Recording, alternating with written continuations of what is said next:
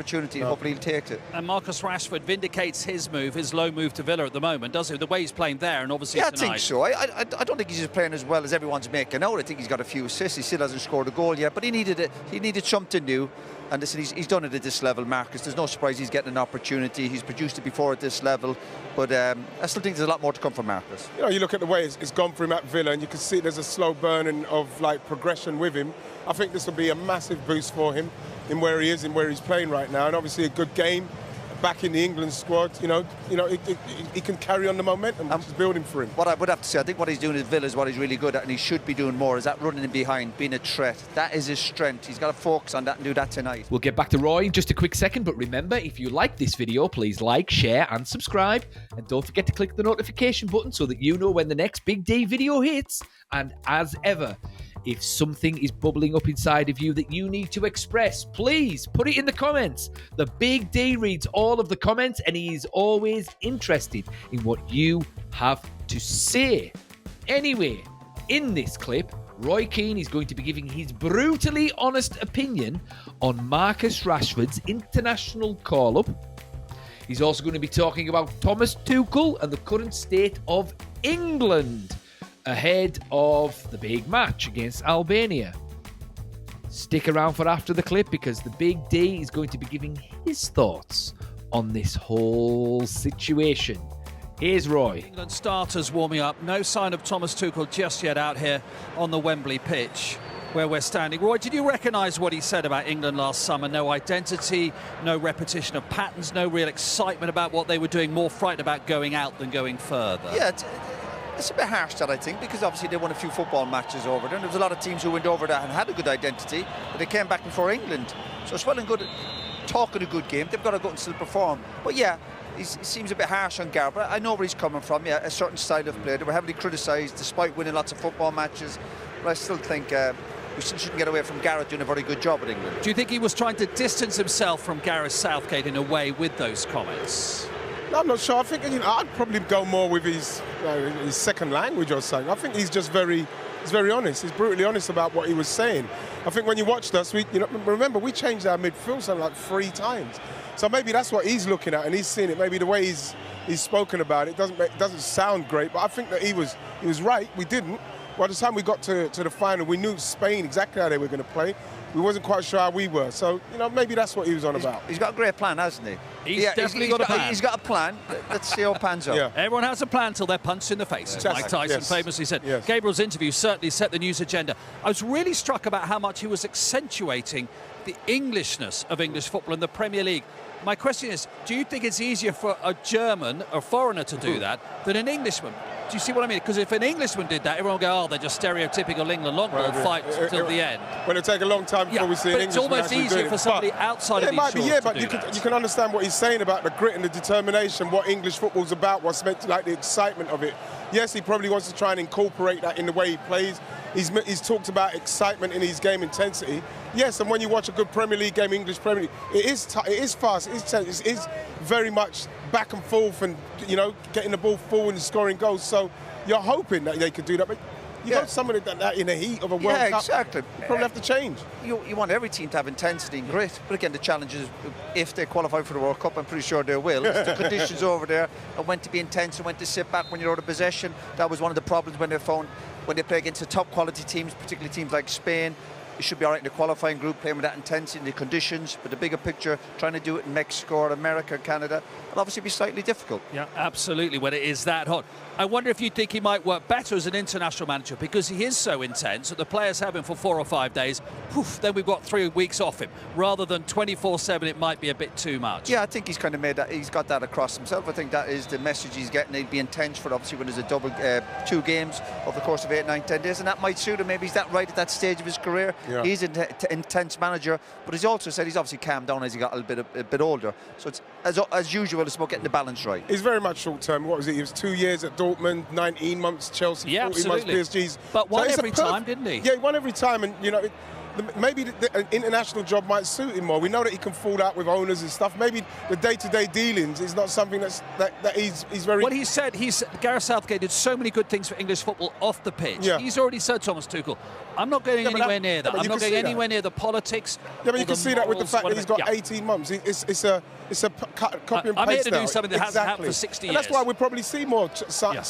like call-ups that we'll think, well, what's he going on with it? Because he knows he needs to do it now. Well, he's had an impact already, the manager. When you think of the first game, giving 2 lads their debuts, bringing Rashford back in, of course, bringing Jordan Henderson back in. So clearly he's not worried about what people are thinking. He's there to get results and ultimately try and win the World Cup. He's already counting it down. There are only 22 training sessions between now and the World Cup. I mean, he's that methodical about what he's doing. Yeah, he's on a high, obviously, with the week he's had. I think he deserves his opportunity to play for England. He's put the yards in terms of his career.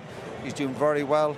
It'll be interesting to see how he does tonight, the combination with a left back next to him also making his debut. So it'll be a nice challenge for him, but it's very much well-deserved. And you know, you would have a lot of empathy with him. He's been through the lower leagues. He scored a goal here for Yeovil Town in a playoff match here. Yeah, it was. You kind of got all wrapped up in the Dan Burn kind of like vibe about it, you know, where coming from Blythe, playing for his team.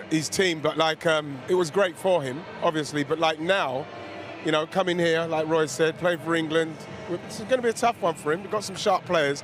It's the way it can change so quickly with football.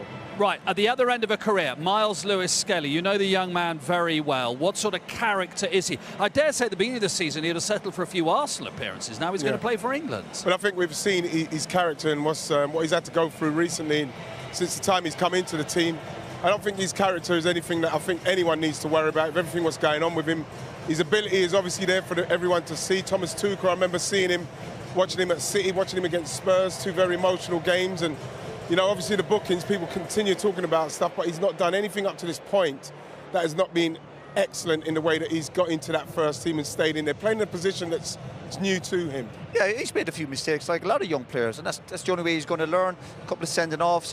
I think he's taken off in a European game early for getting another booking, but he'll have to learn from that. And again, the manager's thrown him in. The Arsenal manager's played him in big game. There's a bit of trust there.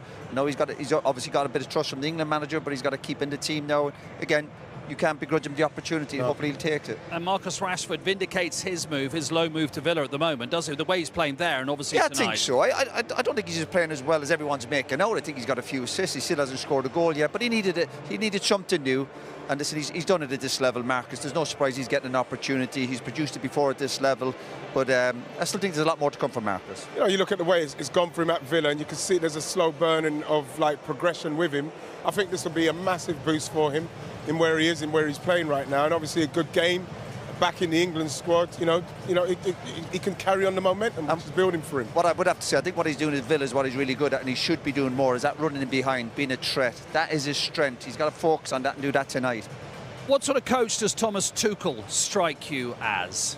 I think he's a coachy coach. He's out there. He's on there. He's very much, you know, all the kind of like things behind the scenes. I've seen him. He's on the pitch with the players, on the grass, talking to them. Obviously, it seems like he's got a nice way about him with the players. It seems like very, very firm, but obviously very fair as well. He's intense, isn't he? Yes, yeah, he admits that. He admits that, yeah, that's part of his character.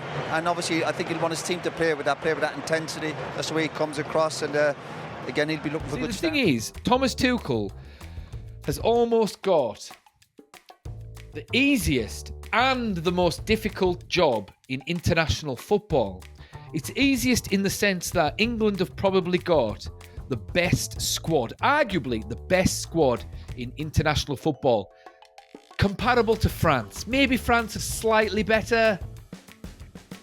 Maybe England have got more depth. It's hard to tell, really. But the point is, he's inheriting an absolutely, truly world-class international side. And, I mean, it shouldn't be difficult, but it seems to be difficult because why it's one of the most difficult jobs in international football is because, for some reason, historically, England don't quite gel when it comes to international tournaments. Now, they've done quite well, actually, to be fair, over the past few. They have, to be fair. I mean, 2 Euros finals and a World Cup quarter-final. I mean, But you could argue that the 2 Euros final, England should have won, and they should have won those 2. But the mistake that Gareth Southgate made was he didn't go on the attack, especially in the first one. Now, the thing is, what Gareth Southgate did in the end, which ended up being his downfall, I think, was he didn't play a balanced team. And to play a balanced team, you always have to make big sacrifices. He didn't make the big sacrifice because somebody needed to be dropped for the sake of the team. Not necessarily because they were bad players, but if you're going to have a well-oiled team where everyone is playing in a position that they are familiar with, then sometimes sacrifices need to be made. And he tried to shoehorn in Saka, Bellingham and Foden, and he played Foden on the left, really, when really Foden should be playing either in the middle or coming in from the right. But he played Saka, who can only play on that side. Whereas what he should, and he played Jude Bellingham through the middle, whereas what he should have done was he should have dropped either Foden or Saka and then played a left winger on the left. And then it would have created a nice balance. That's it. That's all he needed to do, but he bottled it. And that's the difference between the big managers, the best managers, and the also-rans, so to speak. Alex Ferguson always dropped the big player when he needed to. You know, Sir Alf Ramsey dropped Jimmy Greaves because he felt as though it was best for the team. You know, so, you've got to make these big calls. You have to. And even the French manager dropped Cantona and promoted Zidane because he knew it was best for the team. But he didn't do that. But will Thomas Tuchel be able to make those big decisions? Now, Marcus Rashford has made it easy for him so far because he's gone to Aston Villa and he's done quite well. I agree with Roy. There's still a lot more to come from him because Marcus Rashford should be a world beater. He should be tearing defences apart because he's fast, he can finish, and he's usually a big game player. But he's done well enough to get an England recall. Fair enough. So that kind of makes an easy, gives an easy sort of an easy option for Thomas Tuchel here. And from the starting 11 there, he's picked quite a balanced side. So that's good. He's got Bellingham in the middle. He's got Kane up front. He's got Foden on the right, and he's got Rashford on the left. So I've seen it, and that looks good to me.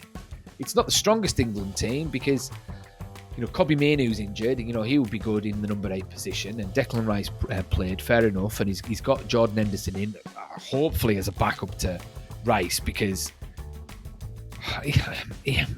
even bringing in Jordan Henderson, it doesn't quite make sense other than maybe he just wants a bit of experience and he wants backup for Rice. And if that's the case, then fair enough.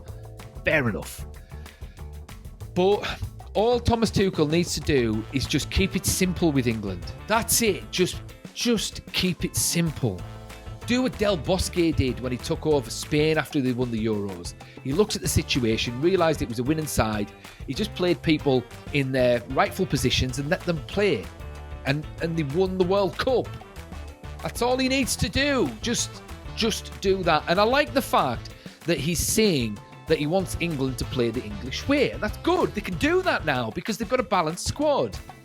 They can play high intensity, gung-ho, attack. Roy of the Rovers style swashbuckling football because they've got good enough players to be able to do that now. Because, just to go back on my previous point there, like the mistakes that previous managers have made is they've tried to shoehorn players, like shoehorn the biggest names into a team just for the sake because they are good players and the big names. And sometimes that doesn't work tactically because players get in each other's way. Like Lampard, Gerrard, Joe Cole and Beckham all in midfield. They're all attackers. You needed someone to anchor that midfield. See, Glenn Hoddle was a good coach because he played a balanced system with balanced, a balanced lineup, and he got the best out of the players that he had. Fortunately, he wasn't a very good manager and he didn't read the room well. idiot. But hey ho. Hopefully, Thomas Tuchel can just keep things simple and just build on a good performance against a team that England should be beating. But anyway, what do you guys think? Does Marcus Rashford deserve an England recall? Has he done enough? Or should maybe Anthony Gordon have started on the left? What do you think Thomas Tuchel's going to be like as an England manager? Will he keep it simple or will he implode? Thoughts in the comments as always, and the Big D will see you in the next one.